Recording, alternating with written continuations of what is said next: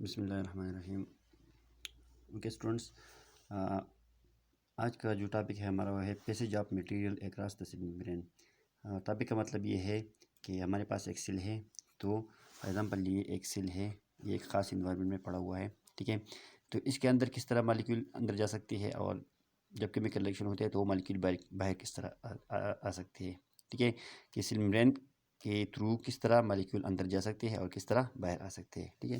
This is called passage of material. तो सिल membrane हमारे पास क्या है, ये सेमी परमिएबल है। सेमी परमिएबल का मतलब ये है कि इससे कुछ सब्सटेंस जो है वो पास हो सकते हैं और कुछ सब्सटेंस जो है इससे पास नहीं हो सकती। ये बाद सब्सटेंस को इजाज़त देते हैं अंदर या बाहर जाने के लिए, लेकिन बाद सब्सटेंस के लिए क्या है, ये परमिएबल नहीं है। तो दिस कार्ड सेमी परमिएबल, जिससे कुछ मॉलिक्यूल पास तो हो सकते हैं लेकिन कुछ मॉलिक्यूल पास नहीं हो सकती।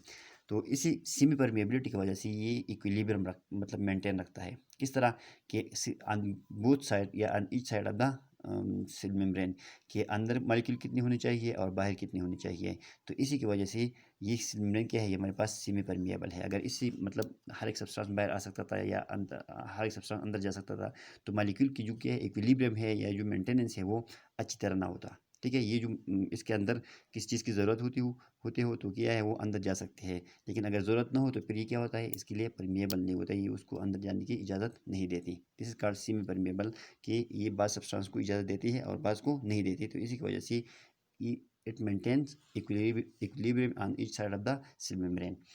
अब मूवमेंट जो है ये हमारे पास किस तरह मॉलिक्यूल अंदर जा सकते हैं। मूवमेंट के लिए हमारे पास मुख्तलिफ़ किस्म के मैकेनिज़्म हैं, और उन मैकेनिज़्म को यूज़ करके सेल जो है वो मॉलिक्यूल को इंटैक्ट करा सकते हैं या बाहर क्या इनको ले जा सकते हैं, ठीक है।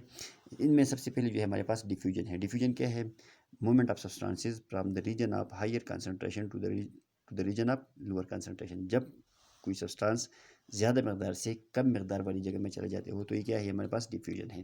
फॉर एग्ज़ाम्पल यहाँ पे मेरे पास एक गिलास में पानी है, ये मैं वैसे जनरल एग्जांपल दूंगा, ठीक है।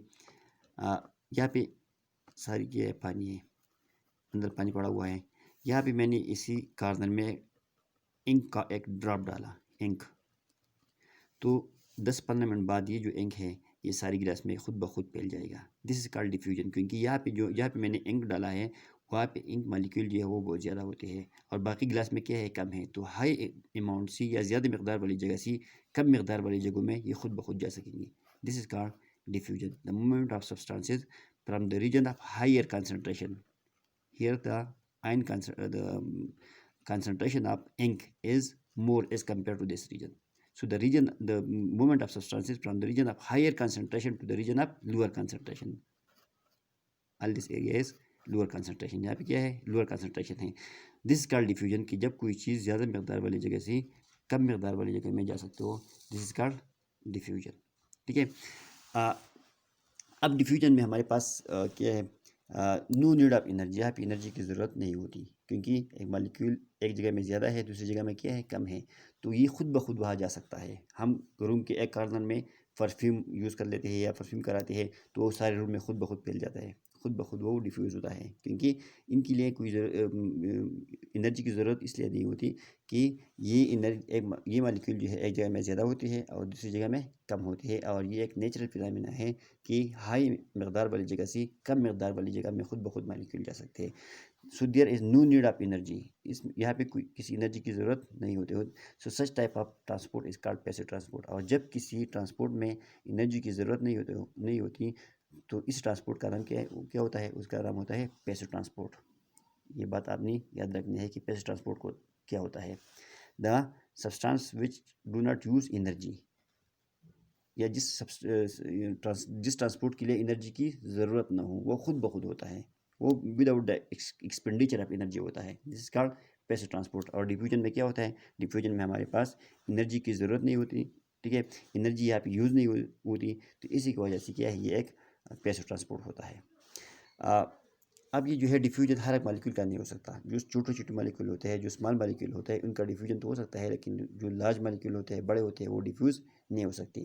फॉर एग्जांपल हमारे पास ऑक्सीजन होता है या वाटर है या ग्लूकोज है, तो ये इस तरह की सब्सटेंस है, छोटे छोटे जो सेल की मेम्ब्रेन से पास हो सकती है। So all these are small substances and they can be easily diffused throughout the cell membrane. मतलब ये है कि स्मॉल सब्सटेंस या स्मॉल मॉलिक्यूल ये वो डिफ्यूज़ हो सकते हैं, लेकिन लार्ज मॉलिक्यूल जो होते हैं वो डिफ्यूज़ नहीं हो सकती। फॉर एग्ज़ाम्पल मैंने यहाँ पे दिया हुआ है कि जब हम आफ्टर ईटिंग, खुराक के बाद हम खाते हैं, तो खाने के बाद हमारी इंटेस्टाइन में ग्लूकोज़ का मकदार बहुत ज़्यादा होता है, क्योंकि जो भी फूड हम खाते हैं वो डाइजेस्ट होता है और उससे ग्लूकोज़ बन जाते हैं। इसमें कार्बोहाइड्रेट्स होते हैं, कार्बोहाइड्रेट्स से फिर ग्लूकोज़ बन जाते हैं। तो जब हम खाते हैं तो खाने के बाद हमारे स्टमक में और फिर इंटेस्टाइन में ग्लूकोज़ का मकदार बहुत ज़्यादा होता है। और जब ये ग्लूकोज़ क्या होते हैं, मतलब इंटेस्टाइन में चले जाते हैं, तो इंटेस्टाइन में ब्लड वेसल होती है। तो ब्लड वेसल में ऑक्सीजन सॉरी ग्लूकोज़ कम होती है और इंटेस्टाइन में ज़्यादा होते हैं। तो ये खुद ब खुद ग्लूकोज़ जो है ये हमारे इंटेस्टाइन से ब्लड में चली जाती है, डिफ्यूज़ इनटू द ब्लड, और फिर ब्लड इन ग्लूकोज़ को to all parts of the body में क्या कर लेते हैं, ट्रांसपोर्ट करा लेते हैं। ठीक है, तो मतलब ये हो गया कि जब हम खाते हैं तो खाने के अंदर जितनी भी फॉर एग्जाम्पल प्रोटीन मालिक्यूल है या ग्लूकोज है या लिपिड्स है या और कुछ मिनरल्स है, तो ये इंटेस्टाइन में ज़्यादा होते हैं और हमारे ब्लड में कम होते हैं। तो ये जब जब ज़्यादा मकदार से कम मकदार वाली जगह में किसी चीज़ का ट्रांसपोर्ट होता है, दिस इज कॉल्ड डिफ्यूजन। तो हमारा फूड जो हमारे ब्लड में चला जाता है, तो ये डिफ्यूजन की थ्रू चला जाता है, क्योंकि इंटेस्टाइन में फूड क्या होता है, ज़्यादा होता है और ब्लड में कम होता है, तो ये खुद ब खुद अंदर चला जाता है। इसके लिए किसी एनर्जी की ज़रूरत नहीं होती। ठीक है। अच्छा, अब एक शॉर्ट सा यहाँ पे एक और टॉपिक है, फैसिलिटेटेड डिफ्यूजन। फैसिलिटेटेड डिफ्यूजन क्या है? लार्ज मालिक्यूल, जिस तरह मैंने पहले कह दिया कि स्मॉल मालिक्यूल वो तो डिफ्यूज़ हो सकती है, इनमें कोई मतलब एनर्जी की ज़रूरत नहीं होती, वो खुद ब खुद अंदर जा सकती है, बाहर आ सकती है। लेकिन जो लार्ज मालिक्यूल होते हैं इनके लिए एक मसला होता है, ये डायरेक्टली अंदर नहीं जा सकती, कांट डिफ्यूज़ डायरेक्टली। ठीक है, ये अंदर डायरेक्ट नहीं जा सकती क्योंकि ये बड़े होते हैं और सेल मेम्ब्रेन पोरस है, सुराख है इसमें, लेकिन इतने बड़े बड़े सुराखें नहीं है, इतने बड़े बड़े होल्स नहीं है इसमें। तो ये स्मॉल मालिक्यूल को इजाज़त देती है लेकिन लार्ज को इजाज़त नहीं देती। तो इसी की वजह से एक और डिफ्यूजन होता है जिसका नाम है फैसिलिटेटेड डिफ्यूजन। यहाँ पर मैंने लिखा है फैसिलिटेटेड डिफ्यूजन। क्या है ये? Large molecule can not diffuse directly, ये डायरेक्टली डिफ्यूज नहीं हो सकती। They are diffuse by specialized protein which are present on the cell membrane. Cell membrane के ऊपर स्पेसिफिक प्रोटीन मौजूद होते हैं। ठीक है, और वह प्रोटीन इनको पकड़ के अंदर लेके आती है। फॉर एग्जाम्पल ये सेल मेम्ब्रेन है हमारा सेल के ऊपर, और यहाँ पे प्रोटीन मौजूद है, एक बड़ा मालिक्यूल है जो डायरेक्टली अंदर नहीं जा सकता। तो ये जो प्रोटीन मौजूद है ये इस मालिक्यूल को पकड़ लेती है और ये अंदर की तरफ मुड़ जाता है। फॉर एग्जाम्पल इसी प्रोटीन का स्ट्रक्चर अंदर की तरफ होता है, फिर ये अंदर की तरफ ये मुड़ जाता है और मालिक्यूल अंदर लेके आता है।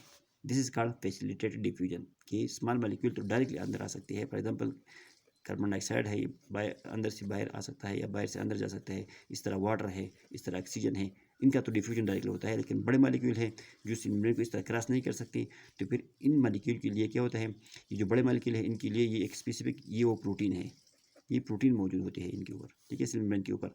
तो ये प्रोटीन इसी चीज़ को पकड़ लेते हैं, इसी लार्ज मालिक्यूल को पकड़ लेते हैं और अंदर की तरफ ये जब ये मुड़ जाता है तो ये मालिक्यूल अंदर लेके आता है। और यहाँ पे भी किसी एनर्जी की ज़रूरत नहीं होती, क्योंकि ये बाहरी मालिक्यूल का मकदार क्या है, ज़्यादा है, और अंदर क्या है, कम है। तो इस फैसिलिटेटेड डिफ्यूजन में भी एनर्जी यूज़ नहीं होती, और जब किसी ट्रांसपोर्ट में एनर्जी नहीं यूज़ होती तो क्या होता है, हमारे पास पैसिव ट्रांसपोर्ट होता है। Okay, thank you so much.